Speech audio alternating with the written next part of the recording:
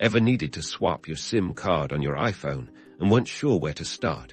You're in the right place. First, let's find that elusive SIM card tray on most iPhones.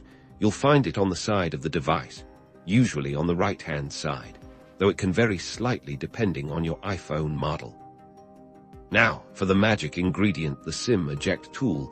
If you don't have the one that came with your iPhone, a straightened paperclip will work. Perfectly locate the tiny, pinhole-sized opening next to the tray. Gently but firmly, insert the tip of the SIM Eject tool or paperclip straight into the hole. You don't need to force it. A gentle push should be enough. You'll feel a slight click or resistance, and the SIM tray will pop out just a little bit. Don't pull it out forcefully at this stage. Now, you can carefully pull the tray the rest of the way out. Be gentle and avoid wiggling it excessively. This is where your SIM card is housed.